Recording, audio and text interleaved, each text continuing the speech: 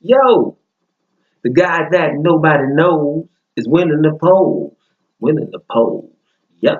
The guy that nobody knows is winning the polls.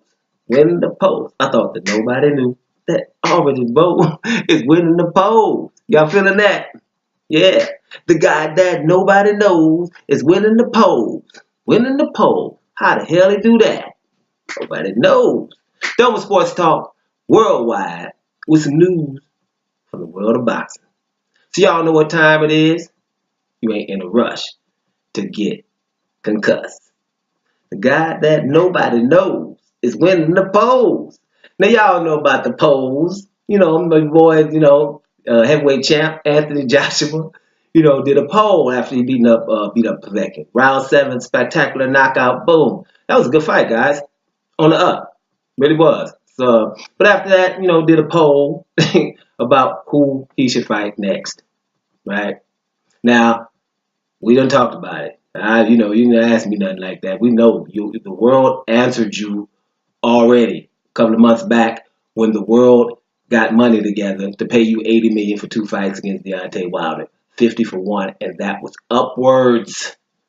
Any other boxer on the planet, name not Mayweather, takes that with 2 hands, like you like to say. Grabs it with 2 hands, right? Beat up a skinny guy, right? So the world basically told you who you're supposed to be fighting next. But since that memo didn't come, you do a poll.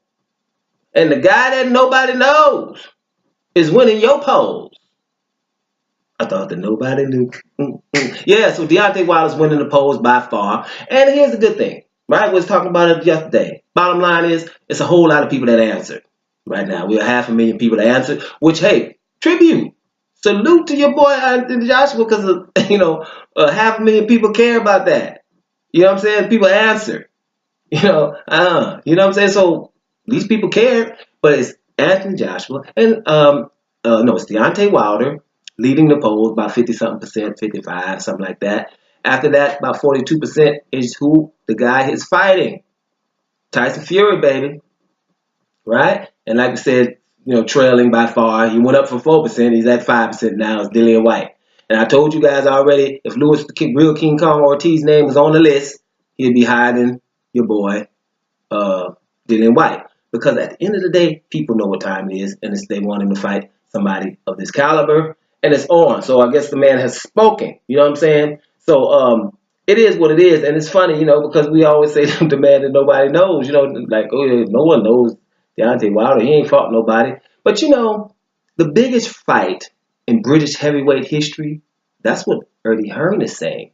He's not saying that about Joshua versus Dillian White. And he's not even saying that about Tyson Fury, which is incredible. He's saying that about Anthony Joshua versus your boy Deontay Wilder, the unknown guy. There's a whole lot of stuff, boy, but it's time to get unknown around here. People stand in line to get unknown. If unknown is about to put you in the biggest fight in British heavyweight boxing history, according to Anthony Joshua's promoter, Eddie Hearn, the guy who's talking a lot. So that's one thing. You know what I'm saying? So it's very, really, funny, man. I'm going to tell you straight up, too, because your boy, Anthony Joshua, you're hearing about another offer coming on December the 1st, right? Where, your boy Deontay Wilder and Tyson Fury are going to fight each other, right? Now, Eddie Hearn is telling them now, they have to, Deontay Wilder has to come sign a contract before December the 1st. That's why I already told you guys, Deontay Wilder's not even answering him anymore. That's over. Trust me, right? I probably got 4 subscribers. One of them is probably Deontay Wilder. Because he say exactly what I say pretty much every time. He's not answering. It's over. Well, you're done with. And then the first thing you're going to say is something like this. I got to fight against Tyson Fury right now. So I've not got time to be worried about what we did with Anthony Joshua. We've done that. We're done here. So Anthony Joshua can go and do what he's going to do with those people. Seems to needs your boy Deontay Wilder's name a lot. That's done. April 3rd, Wembley Stadium is bigger now for you and Dillian White. Period. And whatever else happens after that. Right? Deontay Wilder, and I'm hoping that it's a rematch between him and Tyson Fury.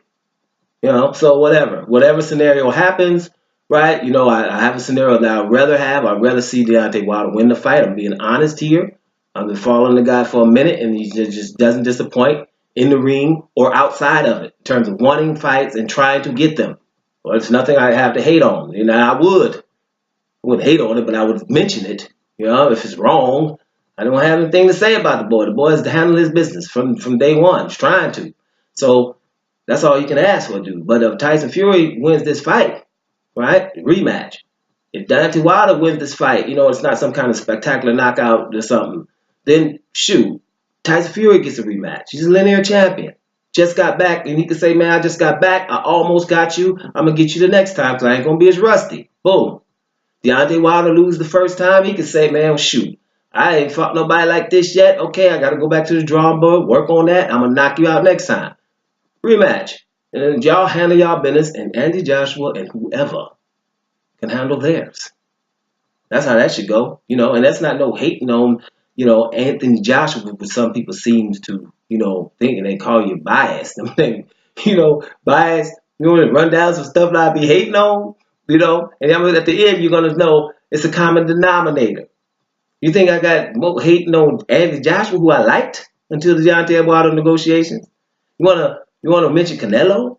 People call me a Canelo hitter all of a sudden. Much bad as awesome as he did against Golovkin in both fights. But he lost the first one, and we know that. And the second one, I feel he didn't do enough for the titles to change hands. Right? He was fighting the champ. He was not the champion. That means you did well, good, walking up on him and all that. That's good. But did you win? I don't think so. That's my opinion. I don't think so. And I'm not alone there. I think Golovkin won that fight. But, you know, when I talk about Canelo, I'm hating on weight division. We got 1,000 of them. He's not in the, you know, makes 155 pounds 3 times fighting anybody. He's heavier than everybody every fight, right? Called him the, you know, the best middleweight, and he had fought one guy in middleweight. Doesn't have to fight none of the other guys. There's some stuff I can go on. Golovkin, May 5th, he wouldn't want to fight nobody. They putting him at number 1 pound for pound when he ain't went nowhere, down or up. Andre Ward is sitting right there at 168, right? Decorated guy. You supposed to take him if you're going to be the monster. They call him the best fighter in 25 years. You know, that's the They ain't going down. So, bias. There's Canelo. There's Gennady Golovkin right there. Shoot, Ring Magazine. Racist emails. Never answer them. Going back and forth to Golden Boy Promotion. Never answer them. Got the nerve to put Ronda Rousey on the front of Ring Magazine. And here's some things that you guys didn't do. Ronda Rousey, they were saying she could beat Floyd Mayweather in boxing. And if you weren't extremely outraged at that time, then you had a problem, right? So, I don't know. This is where the bias, where does the bias go? I don't got no more. You know what I'm saying? Where does it stop? Common denominator will be, it's wrong. That will be. When things get wrong, you know, I might sing that song. You know, that's what it is. Basically that. There won't be no bias against nobody because it's basically earthlings. So I don't care about that. And Americans, we really roll like that with boxing. But boxing, America is a little different. We have a different mentality in boxing. You know, if it's not Olympic boxing where we all get patriotic. But America is not. American doesn't have to be unless you start pushing us the wrong way. Like, you know, start acting like you something. But at the end of the day, we don't care where he's from, really. You know what I'm saying? Like, hence my favorite heavyweight, Lennox Lewis. We don't care about where it is. That dude's bad. Where he come from? That's how we roll. You know, it doesn't have, oh, he's from here. Oh, well, whatever. You know, where he from? Man, he from. And if you can't pronounce their name where they're from, you might like them even more if you're American. For real. We don't really care so much about it that they have to be American so much. I mean, we did have this lull in the heavyweight division, but, you know, that's because we, you know, are spoiled. We always had heavyweights. You know, that's, you know, we had a lull, and then we had the nerve to call it boring, which is also something. There's something I hate. Calling the Klitschko reign boring. Boring. We call the Klitschko reign boring. 2 dudes, 1 family, all the belts, which means there should be an asterisk next to undisputed. Because they was undisputed. It was the Klitschko. I ain't fighting my brother. I ain't gonna throw that last punch against my brother to knock somebody clean out. So that's an asterisk. We was both undisputed for a minute at least. Reigning for a long time. We call that boring because nobody can get past them jabs. Right? You know, sour grapes. I don't like that either. Bias. I like the Ukraine or something. You know what I'm saying? So there you go. There you have it. So when you have people coming in sometime in comments saying, hey, you're this, you're that, or whatever, you ain't got no time to answer them because at the end of the day, sometimes saying something good about your fighter or your player, and then sometimes you're saying something bad. But the bottom line would be it be coming from a good place. That's all I can promise you. But let's go back up to the top. The man that nobody knows is winning the polls. Don't Sports Talk. Worldwide. And I'm up out of here, y'all.